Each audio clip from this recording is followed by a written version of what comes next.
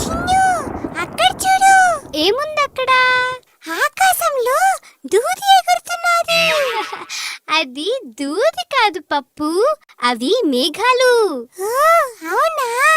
అలాగైతే ఇప్పుడు వర్షం వస్తుందనుకుంటాను. ఓ అవును, అయితే నేను తొందరగా ఇంటికి చేరాలి. Bye Chinnu, bye Pappu. Bye Kittu. రా పప్పు, మనం ఇప్పుడు మబ్బులని వాన కురిపించమని అడుగుదాం.